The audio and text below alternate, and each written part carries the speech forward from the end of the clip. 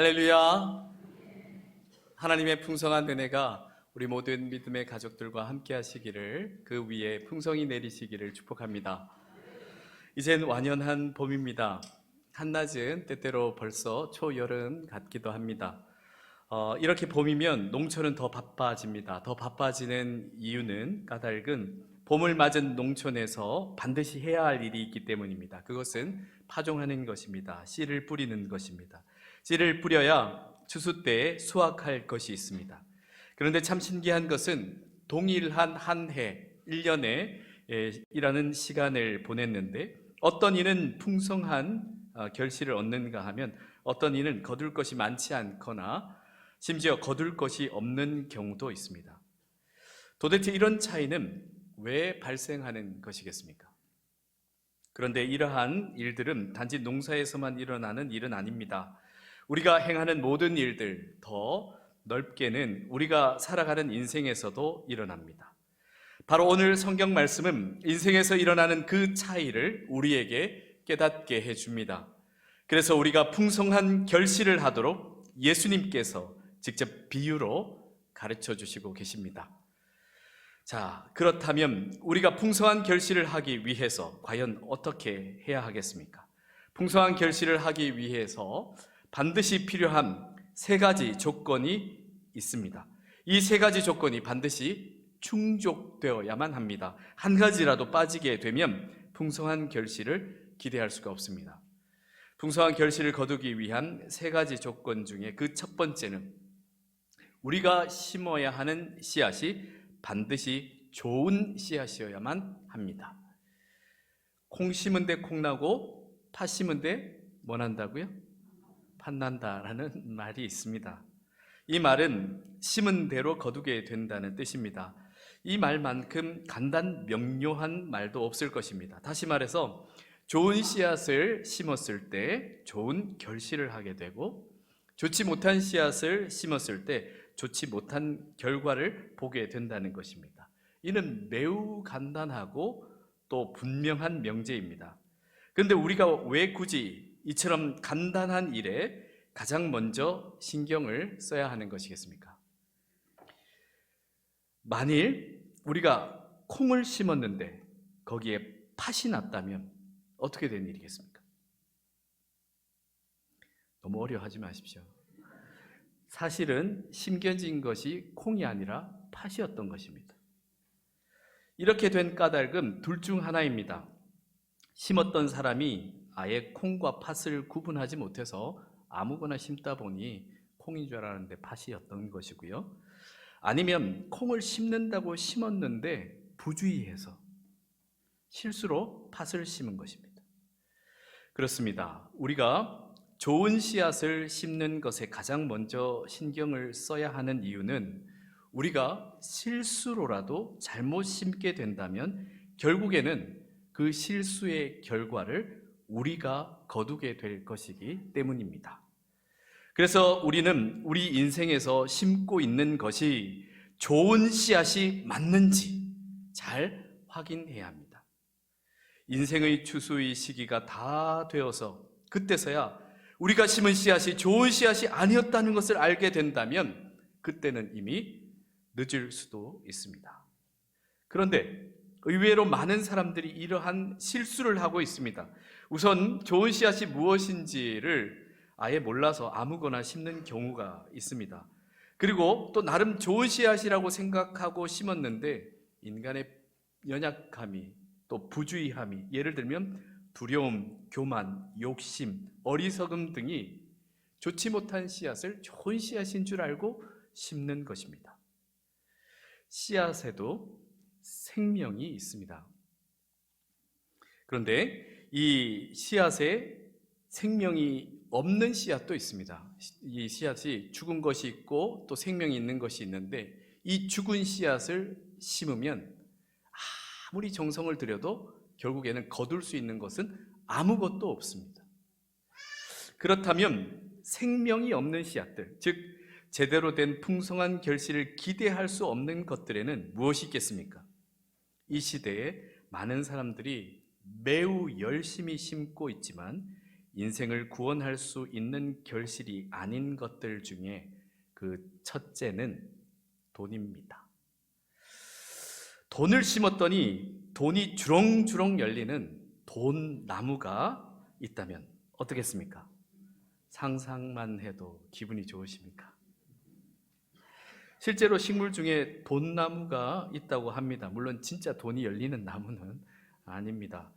예전에 똥나무로 불리던 것이 발음 때문에 돈나무가 되었다는 이야기가 있습니다. 어찌되었든 진짜 돈이 주렁주렁 열리기를 기대하며 현대사회는 인생에 돈을 심고 돈을 거두기를 가장 많이 기대하고 있습니다. 그럴 것이 돈은 우리의 일상생활에서 매우 필요합니다.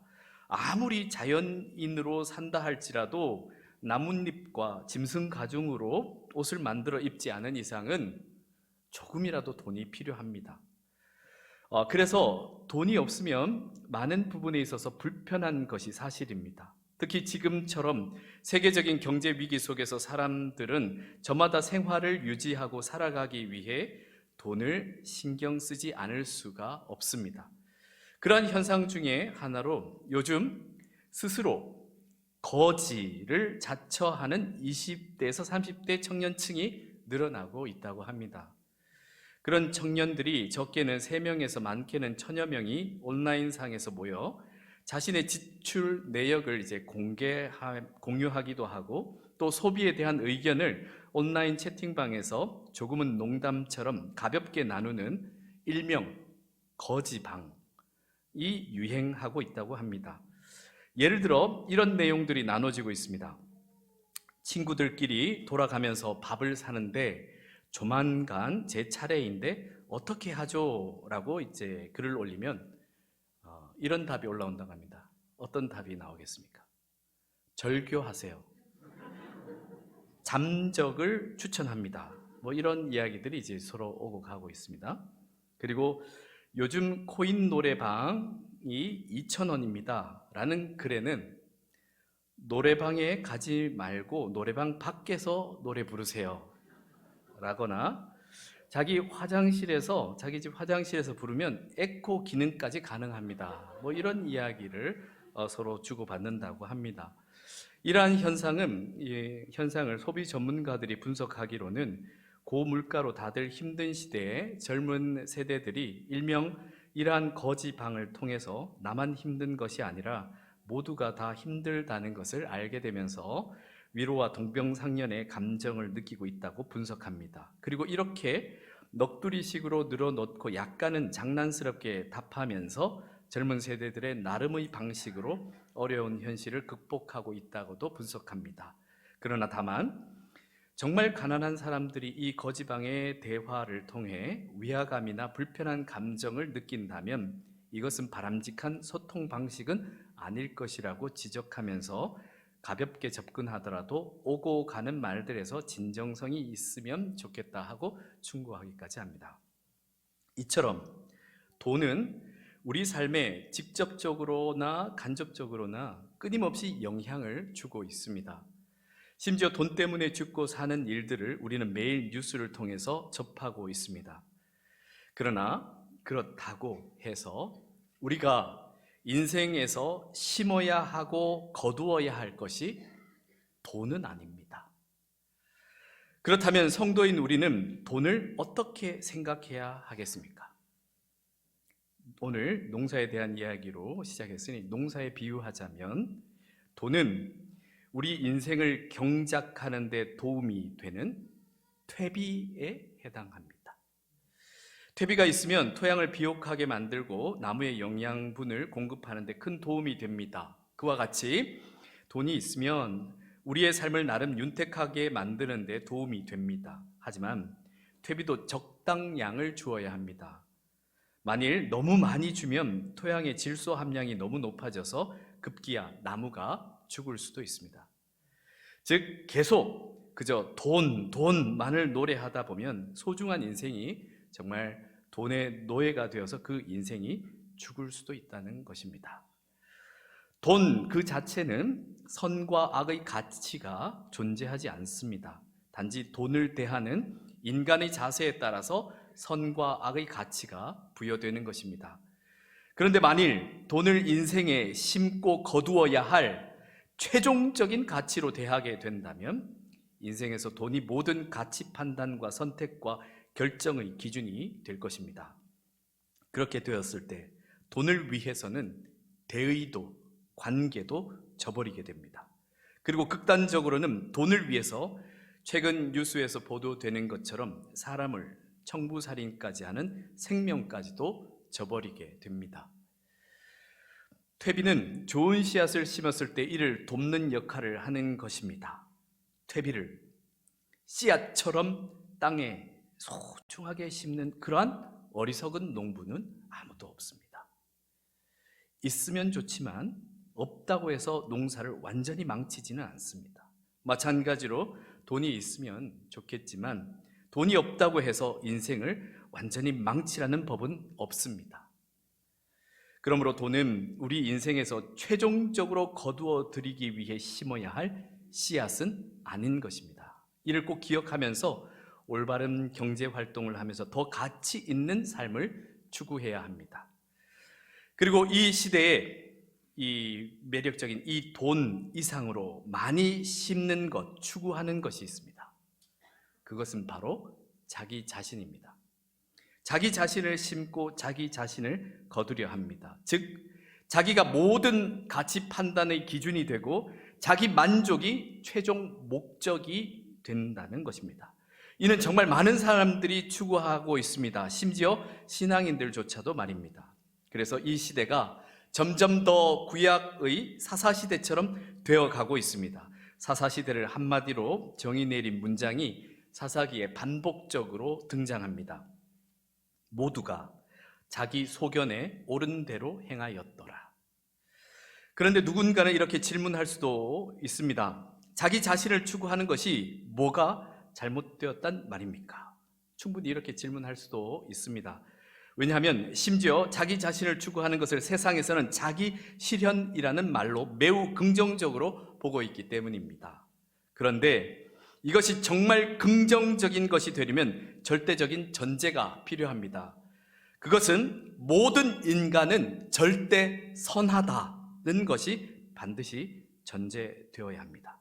인간의 각각의, 너무나 다른 각각의 자기 실현이 진정으로 긍정적인 것이 되려면 이 전제가 필요한 것입니다. 하지만 안타깝게도 인간은 절대 선하지 않습니다. 첫사람 아담이 타락한 이후에 죄가 인간을 지배하기 시작하면서부터는 인간은 순간순간 선과 악의 그 경계선을 수도 없이 왔다 갔다 합니다. 그래서 모든 인간은 죄인일 수밖에 없습니다. 모든 사람이 죄를 범하였음에 하나님의 영광에 이르지 못하더니라고 성경 말씀에서도 분명히 밝히고 있습니다. 그래서 신앙인들이 매우 주의해야 할 것은 요즘 한창 이야기되고 있는 이단과 사이비 종교만이 아닙니다. 어쩌면 그 어떤 사이비 종교보다 더 위험한 것이 자기 숭배교입니다. 자기 숭배교. 자기 자신을 섬기는 것입니다. 하나님께서 말씀하시는 그 생명의 말씀을 따르지 않고 자기가 선택한 대로, 자기가 생각한 대로 행하는 것은 결국 하나님이 아닌 자기 자신을 섬기고 있는 것입니다. 즉 하나님 위에 자기가 있고 모든 선택과 결정과 행동의 근거가 자기인 것은, 이것은 엄연한 우상 숭배입니다. 그런데 자기 자신의 내일, 그 하루조차도 장담할 수 없는 존재인 인간 자신을 섬긴다는 것은 가장 어리석은 우상 숭배입니다. 성도는 자신을 믿는 것이 아니라 비록 자신이 연약하지만 우리와 함께 하시는 하나님을 믿는 사람들입니다. 그래서 성도는 자기 자신을 심는 사람들이 아니라 참된 것을 심는 사람들입니다. 갈라디아서 6장 8절 말씀처럼 자기의 육체를 위하여 심는 자는 육체로부터 썩어질 것을 거두고 성령을 위하여 심는 자는 성령으로부터 영생을 거두리라. 아멘. 그렇습니다. 우리가 심어야 할 좋은 씨앗이란 바로 생명의 씨앗입니다. 생명의 씨앗을 심어야 영원한 생명을 얻을 수 있습니다. 더 구체적으로 설명하자면 생명의 말씀을 믿음으로 심는 것입니다. 생명의 말씀은 다름 아닌 예수 그리스도입니다. 이 땅에 오신 영원 전부터 영원까지 계신 생명의 말씀인 예수 그리스도입니다.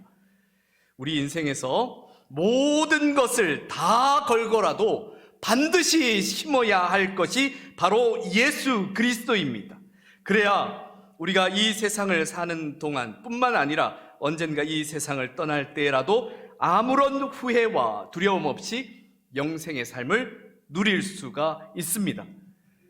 내가 진실로 너희에게 이르노니 내 말을 듣고 또 나 보내신 이를 믿는 자는 영생을 얻었고 심판에 이르지 아니하나니 사망에서 생명으로 옮겼느니라. 아멘. 사랑하는 성도 여러분, 농사에 있어서도 좋은 씨앗을 심는다는 것은 한 해의 결실을 좌우합니다. 그런데 혹시라도 한 해의 농사를 망치게 되더라도 내년이라는 기회가 있습니다. 하지만 우리 인생은 단 한 번뿐입니다. 그래서 결코 망쳐서는 안 됩니다. 그래서 우리 인생에서 반드시 가장 좋은 씨앗을 심어야 합니다. 가장 좋은 씨앗은 말씀드린 것처럼 우리를 죄와 사망의 권세로부터 자유케 하시고 영원한 생명을 우리에게 확실히 보장하여 주신 예수 그리스도입니다. 생명의 말씀인 예수 그리스도입니다. 오직 예수 그리스도로 말미암아 이미 생명으로 옮겨진 풍성한 삶을 살아가시길 축복합니다. 그리고 두 번째 중요한 조건은 좋은 밭이 준비되어야 합니다. 아무리 씨앗이 좋은 씨앗이라 할지라도 좋은 밭이 준비되어 있지 않으면 좋은 씨앗에서 풍성한 결실을 거두는 것은 매우 어렵습니다. 예수님께서는 몇 가지 밭에 대한 비유를 말씀해 주셨습니다. 먼저는 씨가 길가에 뿌려집니다. 길가는 농부가 오고 가며 씨앗을 수시로 뿌릴 수 있는 위치에 있습니다. 하지만 씨앗이 제대로 심길 수 있는 그런 준비가 전혀 되어 있지 않는 땅입니다. 그래서 길 위에 씨앗은 그대로 방치되어 있습니다. 그래서 곧바로 새들이 날아와서 길가에 떨어진 방치된 그 씨앗을 먹어버립니다. 길가와 같은 신앙은 교회를 오고 가며 혹은 또 그리스도인들을 만나며 그저 생명의 말씀을 자주 듣기는 듣습니다. 하지만 그 말씀이 계속해서 겉돌기만 하고 계속해서 그 말씀이 튕겨져 나가는 신앙입니다. 전혀 말씀을 받아들일 준비가 되어 있지 않은 신앙입니다. 그래서 사탄은 그에게 뿌려졌던 씨앗마저도 다 빼앗아가 버려서 언제나 교회와 그리고 또 복음에 대한 부정적인 입장에 서도록 만들어 버립니다. 그리고 씨앗이 또 다른 밭에 뿌려집니다. 이번에는 흙이 얕은 돌밭이었습니다. 흙이 깊지 않아 싹이 금방 나오기는 하지만 뿌리를 제대로 내리지 못해서 강한 태양 아래에서 곧바로 말라 죽게 됩니다. 이 돌밭과 같은 신앙은 생명의 말씀을 듣고 곧 감격하여 열광하는 신앙입니다. 하지만 말씀이 제대로 뿌리 내리지 못해서 여전히 자기 자신의 뜻대로 감정대로 행동해 버립니다. 그러다 보니 자기 기분에 좋으면 한껏 은혜가 충만한 것 같다가도 자기 기분에 좀 거슬리면 시험에 들게 되고 심지어 교회에 안 나오기도 합니다. 이런 것을 계속해서 반복하다가 결국에는 소리 소문 없이 사라져 버립니다. 또 씨앗이 뿌려졌는데 이번에는 가시떨기 위에 뿌려집니다. 씨앗이 억지로 싹을 틔워보지만 가시에 그 기운이 막혀서 도무지 자라질 못합니다. 이 가시떨기 밭과 같은 신앙은 생명의 말씀을 받아 신앙생활을 시작하기는 하지만 온갖 염려, 근심, 걱정, 욕심 등이 그 말씀에 따라 살아가는 그 신앙을 방해해버리는 신앙입니다. 그래서 신앙이 더 이상 성장하지 못해서 결실할 시기가 한참 지났음에도 결실도 못하고 계속 그저 그런 수준의 신앙에 머물게 됩니다. 그런데 이번에는 씨앗이 좋은 밭에 뿌려집니다. 그랬더니 잘 경작되어 준비된 좋은 밭에 좋은 씨앗이 떨어지자마자 곧바로 뿌리를 깊이 내리고 위를 향하여 쭉쭉 자라나서 풍성한 결실을 하게 되었습니다. 좋은 밭과 같은 신앙은 정말 잘 준비된 신앙입니다. 예배 나올 때도 성령님의 도우심을 구하며 준비된 자세로 생명의 말씀을 받습니다. 그러므로 생명의 말씀을 듣는 즉시 그 말씀을 깨닫게 되고 나아가서는 그 말씀대로 지켜 행함으로 삶 속에서 아름다운 결실을 주렁주렁 맺게 되는 신앙입니다. 이처럼 아무리 좋은 씨앗이라 할지라도 그 밭의 상황에 따라서 그 결과가 너무나도 달라집니다. 그런데 제가 목회하면서 성경에서 말하는 이와 같은 좋은 밭에 해당하는 신앙을 가진 분들은 정말 만나기 쉽지 않았습니다. 지금까지 그저 10손가락에 셀 정도밖에는 되지 않습니다. 오히려 많은 경우 그저 스쳐 지나가는 신앙에 머물러 있거나 각자에게 자기 중심적인 아주 고집스러운 돌들 하나 둘씩은 깊이 박혀 있거나 혹은 걱정, 근심, 염려 혹은 욕심의 그 가시넝쿨들이 이런저런 그 삶 속에 얽혀 있는 그러한 신앙의 모습들을 많이 보게 되었습니다. 그렇다면 각각의 이 밭들의 씨앗을 뿌리는 일을 어떻게 하면 좋겠습니까? 이대로 계속 씨앗을 뿌릴 때는 똑같은 상황이 반복될 수밖에 없습니다. 그렇다고 이러한 상황이니 그저 좋은 밭에만 골라서 씨앗을 뿌리고 나머지 밭들은 다 포기해야겠습니까? 그럴 수 없습니다. 그래서도 안 됩니다. 가끔 우리 주변에는 처해 있는 상황이 누가 보더라도 힘든 상황임에도 불구하고 그 상황에서 포기하지 않고 오히려 그 상황을 이겨내고 놀라운 일들을 이뤄내는 경우들을 우리는 종종 보게 됩니다. 2020년에 미국에서 주목받은 한 청년이 있습니다. 그의 이름은 레한 스태턴입니다. 스태턴은 어린 시절 극심한 생활고에 시달렸습니다. 8살이 되던 해에 부모님이 이혼을 했고 어머니는 고국인 스리랑카로 돌아갔습니다. 아버지는 스태턴과 형을 양육하기 위해서 하루에 3곳에서 일을 했습니다. 하지만 늘 집엔 먹을 것이 없었고 전기도 끊길 때가 있었습니다. 당연히 학교 생활도 제대로 할 수 없었습니다. 그래서 심지어 초등학교 선생님이 스태턴에게 정신적인 장애가 있는 것 같다라고 그렇게 평가하기도 했다고 합니다.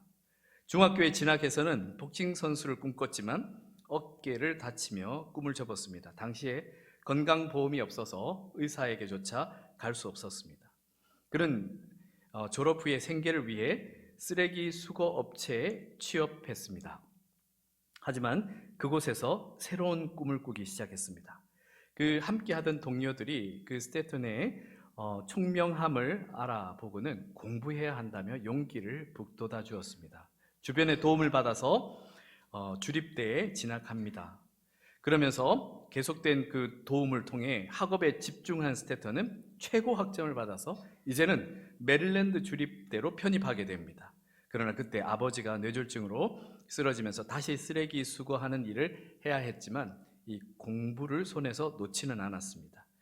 스태턴은 졸업 후에 한 컨설팅 업체에서 일하면서 로스쿨 시험을 받고 2020년에 무려 하버드대, 콜롬비아대, 펜실베니아대 3곳에 모두 합격하면서 큰 화제를 모았습니다.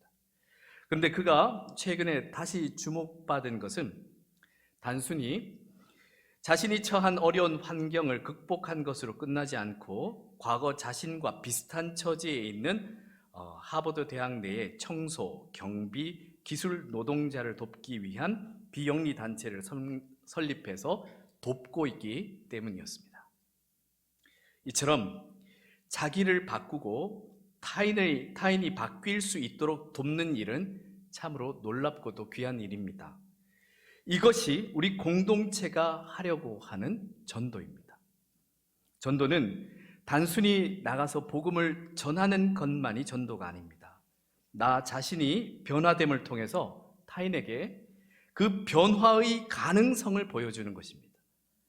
그리고 그 타인의 변화를 돕는 것이 진정한 전도입니다. 그래서 사랑하는 성도 여러분, 그래서 우리는 전도에 앞서서 우리 자신을 먼저 잘 살펴봐야 합니다. 우리 각자가 처한 상황과 환경은 다 다르지만 저마다의 어려움과 문제들은 하나 둘씩 다 가지고 있습니다. 그래서 우리 모두는 사실 좋은 씨앗이 떨어졌을 때 바로 뿌리를 내리고 자라서 결실할 수 있는 성경에서 말하는 아주 좋은 밭은 저를 포함해서 우리는 사실은 아닙니다. 그렇다고 포기하시겠습니까? 우리 인생을 그렇게 막 포기해서는 안 됩니다. 그렇다면 어떻게 해야겠습니까? 그래서 인생에서 풍성한 결실을 하기 위해서 반드시 이 세 번째 조건이 갖추어져야 합니다. 바로 그 세 번째로 필요한 조건이 좋은 농부입니다. 주어진 상황이 길가나 돌밭이나 가시밭이라도 좋은 농부가 있다면 이를 바꿀 수 있습니다. 물론 쉽지는 않겠지만 결코 불가능한 것이 아닙니다. 부지런하고 성실한 농부라면 언젠가는 풍성한 결실을 충분히 기대해 볼 수 있습니다.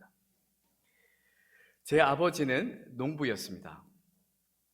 강변 땅을 개간해서 과수원을 만들었습니다. 어린 시절 아버지가 밭을 개간하던 모습이 꽤 인상적으로 남아 있습니다. 밭에 정말 돌이 산더미처럼 쌓여 있었습니다. 강변을 개간했던 터라 돌이 끝도 없이 나왔습니다. 그래서 아버지가 그때 자주 다치셨던 기억이 있습니다. 돌을 캐내다가 곡괭이에 찍히기도 했고 또 돌이 튀어 정강이에 박히기도 했습니다. 그래도 끝끝내 돌들을 밭에서 다 캐내었습니다. 그런데 밭을 만드는 일이 거기서 끝나지 않았습니다. 메마른 땅이라 영양분이 없는 땅이었습니다. 그래서 매주 한약방에서 약을 다리고 버려지는 한약재 찌꺼기들을 실어와서 밭에 퇴비로 주었습니다. 아마 한약재를 그렇게 많이 먹은 밭도 참 드물 겁니다. 몇 해를 거듭해서 그렇게 밭을 일구시더니 그 밭에 심은 나무에서 드디어 싱싱하고 당도 높은 사과를 추수하게 되었습니다. 당시 아버지가 지은 사과와 또 다른 사과를 맛으로도 구분할 정도였습니다. 그 후에도 농부로서 아버지의 일은 끝이 없었습니다. 정직하고 부지런한 농부가 있으면 돌밭도 가시밭도 딱딱한 길가도 좋은 밭으로 바꿀 수 있다는 것을 직접 눈으로 보았습니다. 그런데 저뿐만 아니라 이러한 경험을 사실 우리 모든 성도님들이 다 경험하셨습니다. 왜냐하면 우리 모두의 아버지 하나님은 아주 부지런한 농부시기 때문입니다. 예수님께서 어떻게 생명이 우리에게 전해지는지를 말씀해 주실 때 이 말씀을 하셨습니다. 나는 참 포도나무요 내 아버지는 농부라고 말입니다. 신학자들은 이 세상에 수많은 직업이 있지만 농부가 가장 하나님의 섭리와 닮은 직업이라고 말합니다. 왜냐하면 심고 가꾸고 거두는 그 모든 일들이 하나님의 구속 섭리 사역과 너무나도 닮아 있기 때문입니다. 사랑하는 성도 여러분, 성도는 늘 부지런한 농부이신 하나님 아버지와 같은 자세를 가져야 합니다. 자기 자신의 밭을 위해서, 가정을 위해서, 공동체를 위해서 말입니다. 하나님 아버지께서 이 모두를 위해서 지금도 일하고 계신데 우리가 주인인 척 가만히 앉아 있었어야 되겠습니까? 성도는 정직하고 부지런한 농부가 되어야 합니다. 우리의 마음밭과 가정의 밭과 우리 공동체의 밭을 그저 방치해 두기만 하면 어느새 잡초들이 자라서 생명의 씨앗의 그 기운을 막아버립니다. 또 제때 물을 주지 않으면 땅이 쩍쩍 갈라지면서 심은 나무조차 메말라 서로 부딪히기만 해도 불이 일어나듯 불화가 발생하게 됩니다. 우리 모두가 하나님 아버지의 뜻을 따라서 성실한 농부가 되어 자기 자신의 마음밭과 가정과 공동체를 성실히 돌봐야 합니다.